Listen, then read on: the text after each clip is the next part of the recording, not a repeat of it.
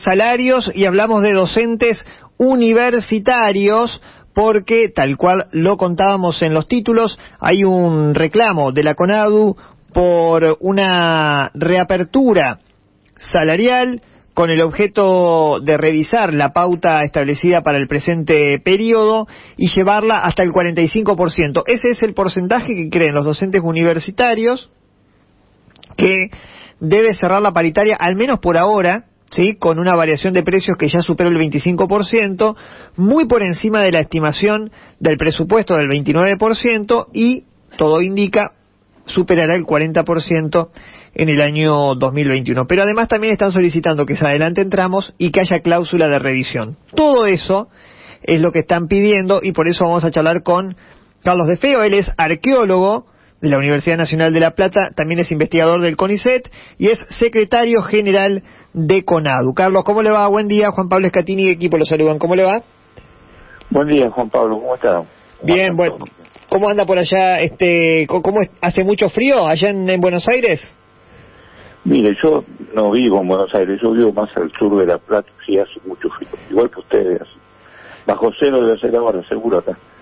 Sí, está bastante fresco la mañana. Bueno, Carlos, no es poco lo que están solicitando, no solo revisar la pauta, sino que adelantar tramos y además cláusula de revisión.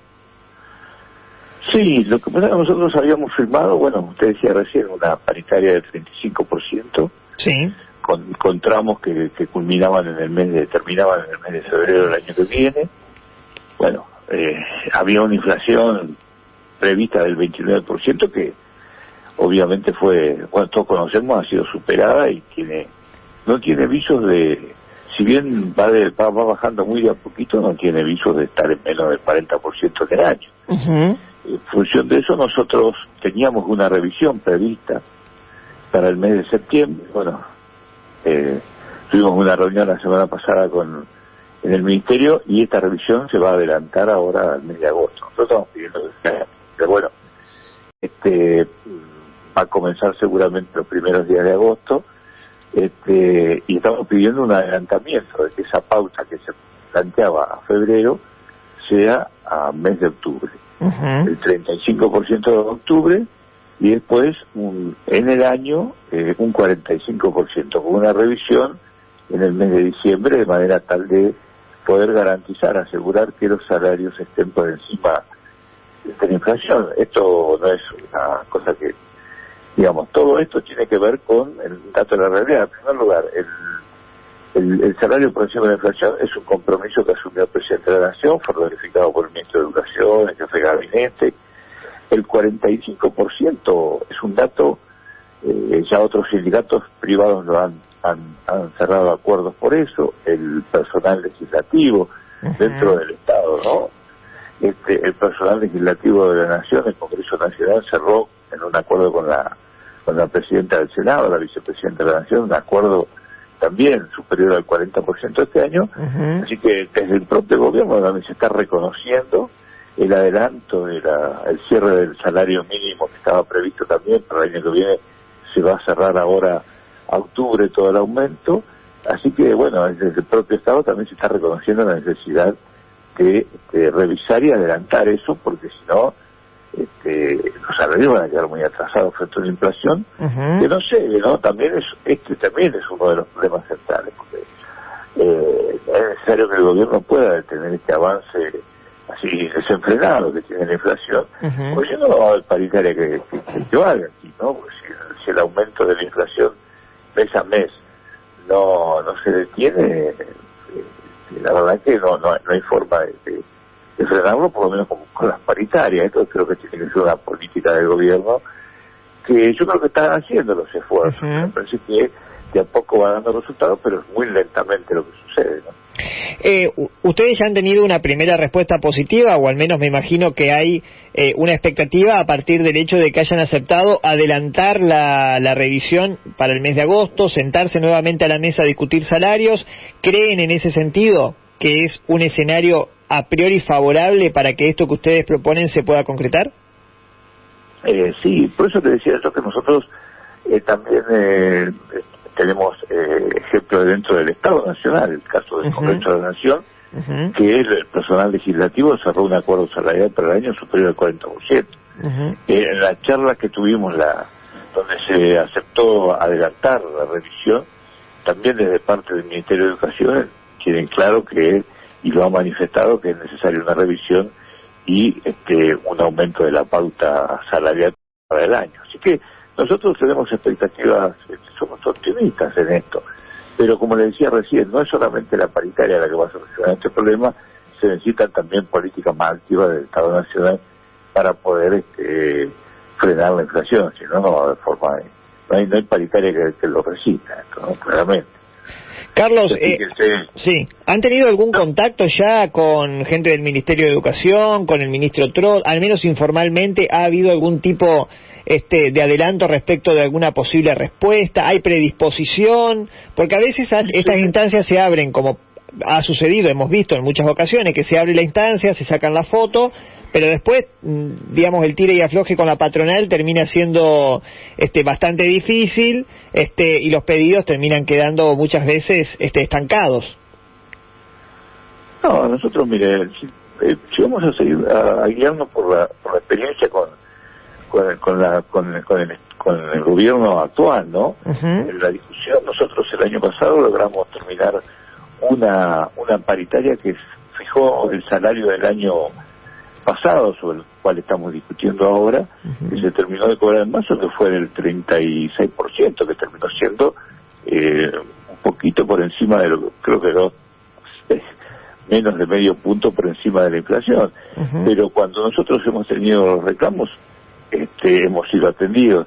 Y el otro día en la reunión que tuvimos, si bien en la reunión se planteó la situación, pero no hubo ningún problema en adelantar si el gobierno aceptó adelantar la revisión que estaba prevista para septiembre-agosto, claro. Y nosotros hicimos el planteo porque fuimos recibidos junto con el sindicato no docente y con otra sindicato, la FEDUM, que es otro sindicato, otra federación más pequeña. Sí.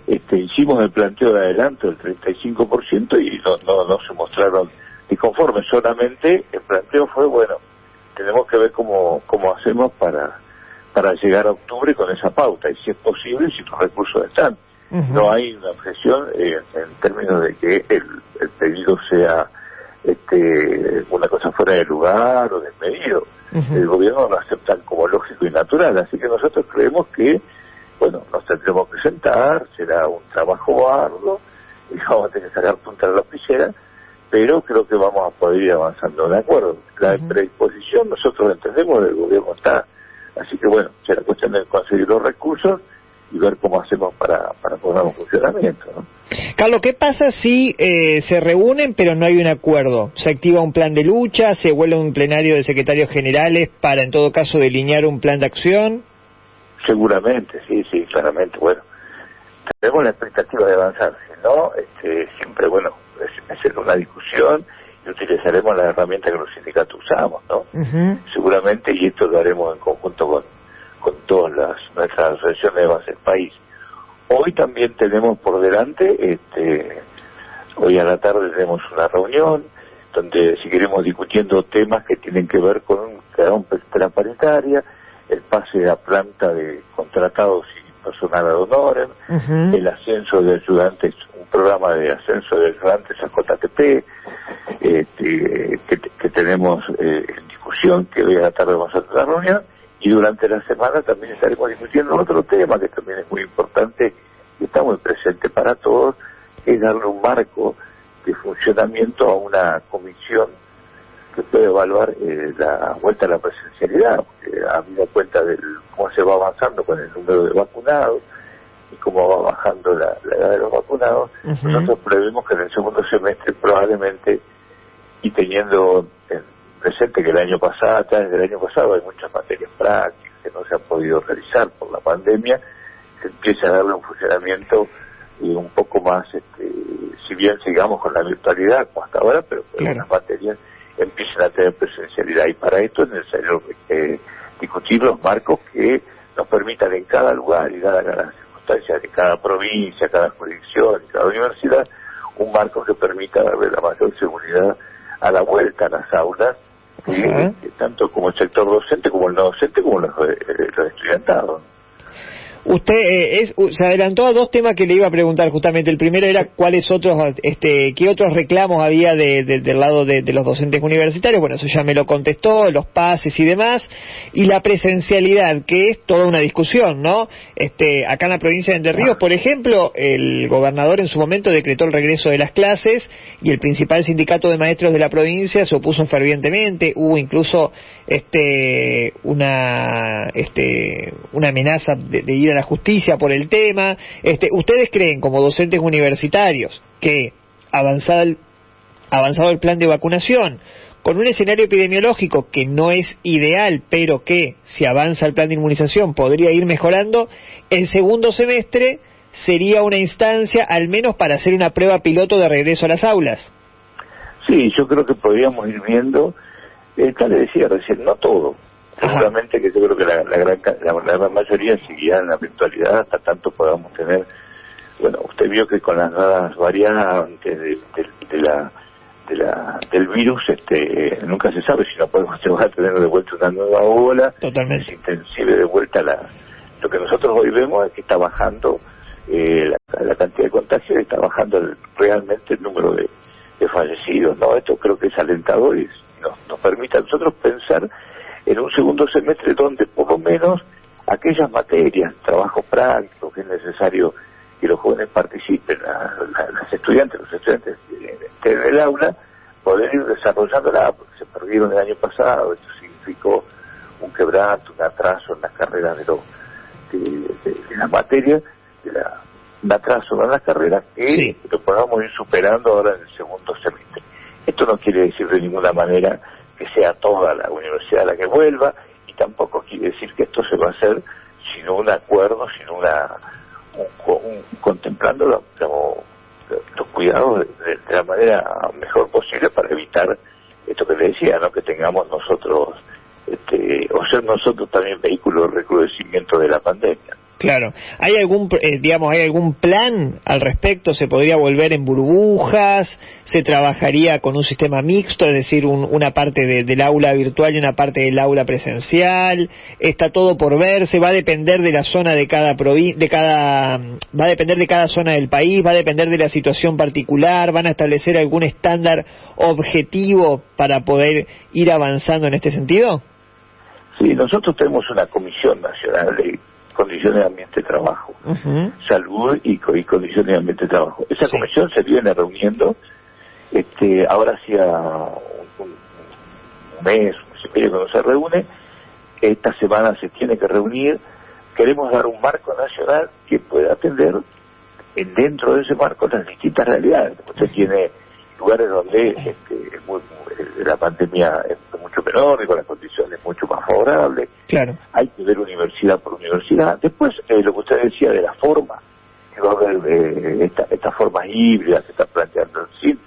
Bueno, esto habrá que verlo lugar por lugar, ¿no? Pero lo que sí es seguro y lo que hay que tener en cuenta son los marcos, ¿no? Entonces, en función de cómo la cantidad de afectados, si eso varía, no varía, y qué fase se va dando, eso va a haber que tener. Nosotros planteamos que exista un semáforo, que se plantea a nivel nacional, que active todos los protocolos en función de cómo se vaya dando la situación en cada universidad, porque ya le digo, no es lo mismo estar en la ciudad de Buenos Aires que estar en la provincia de Catamarca o Entre Ríos mismo, inclusive dentro de la misma provincia, ¿no? Porque hay situaciones muy diferentes, lo que es la costa del Paraná y lo que es la costa del Uruguay. Usted lo conoce mucho mejor que yo. Sí, sí, totalmente. Pero se dan situaciones muy diferentes, y yo creo que hay que tener una visión muy particular en cada uno de los lugares, sobre todo universidades que tienen un despliegue territorial tan grande como la de ustedes. No es la única, pero que hay varias, ¿no?, que tienen esa misma situación. Entonces, poder establecer estos mecanismos de consulta y discusión donde estemos representados todos los sectores, tanto el sector docente como el no docente, estudiantil, y obviamente las autoridades. Y en un marco de acuerdo poder avanzar en eso, creo que es lo más positivo, y me parece que nos vamos dando también a nosotros herramientas para poder ir. Yo creo que toda la pandemia, todo este año y medio prácticamente que llevamos de pandemia, nos ha ido dando herramientas para poder no solamente enfrentarlas, sino también a la salida de la pandemia mejorar las condiciones en las que dábamos clases, para mejorar no solamente la calidad educativa, sino también la inclusión, el mejoramiento del funcionamiento de las instituciones. Me parece que si podemos aprovechar lo que hemos aprendido en este tiempo, saldremos de aquí con una universidad que podrá plantearse seguramente en el futuro como mejor, ¿no?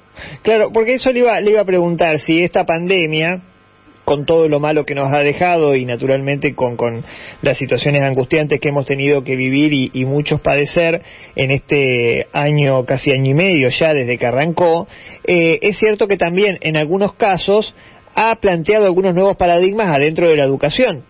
Y un ejemplo particular, yo odio la autorreferencia, pero por ejemplo, yo hace años que tenía pendiente en una materia de la facultad que la pude cursar el año pasado, básicamente porque fue a través de la virtualidad. Si hubiera tenido que ser presencial, hubiera sido muy complicado por horarios de trabajo, por la imposibilidad de acceder en términos presenciales al aula, por los horarios y demás. En ese sentido, la pandemia puede hacer revisar ese punto en particular, la posibilidad de que algunos que no pueden ir a la universidad físicamente puedan estudiar a través de la virtualidad, establecer nuevos paradigmas en cómo dar clase de aquí en adelante. Seguramente. Yo creo que no creo que ni la virtualidad ni la presencialidad sean 100%. Seguramente que es un sistema que se combine y que se vaya dando esta situación que usted dice, ¿no? Porque se ha mejorado, ha aumentado muchísimo la cantidad de gente que se ha graduado o que ha aprobado exámenes. Entonces decía, ¿por qué han tenido la posibilidad, como les pasó a ustedes, que antes no tenían de llegar llegar a la facultad de otra manera?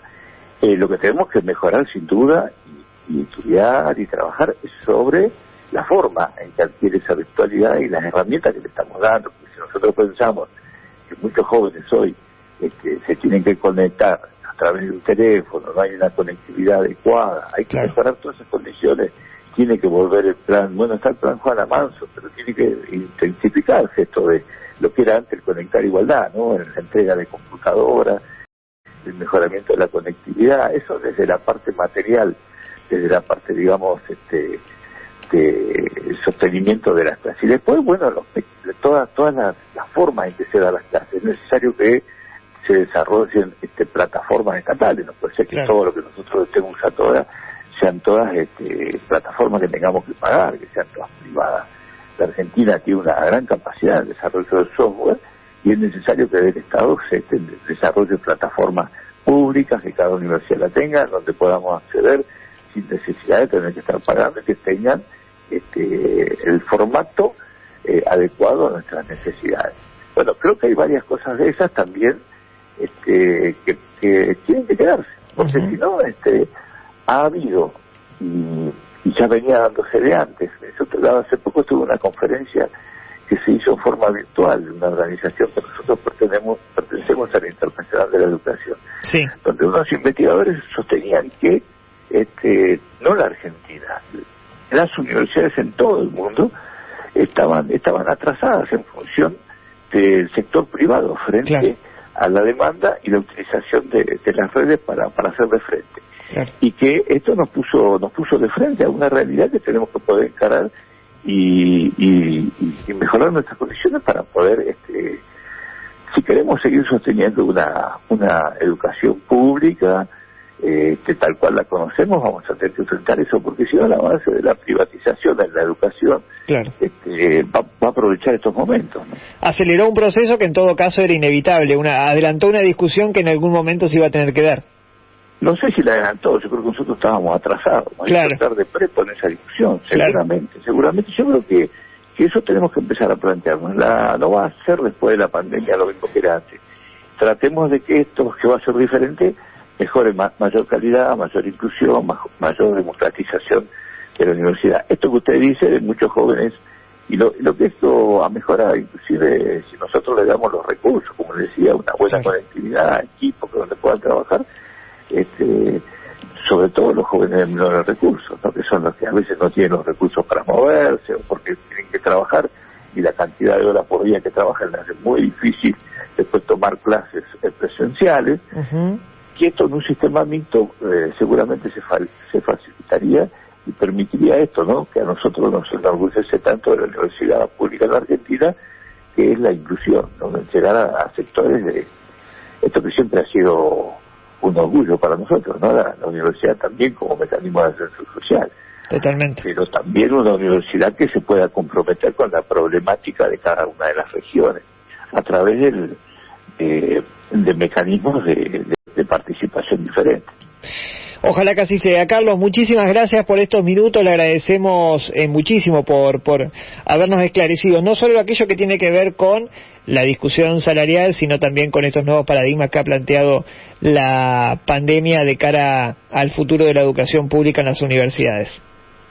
No, muchísimas gracias como siempre a ustedes por preocuparse por los problemas nuestros, ¿no? Así que un gran abrazo y a sus órdenes como siempre. Esperemos que caliente un poquito el día. Sí, ojalá que sí, ahora cuando salga el sol esperemos. Y avíseme dónde es la fiesta del locro esa que estaba diciendo hoy. Invitadísimo, sí, claro que sí, le conseguimos alojamiento acá en la ciudad de Paraná y nos vamos para allá, para Oro Verde. Claro. Oro Verde, muy bien. Claro, bueno. Un polo universitario Oro Verde, totalmente. Bueno, Carlos. Sí, un abrazo muy grande. Un abrazo muy grande, que ande muy bien, hasta luego.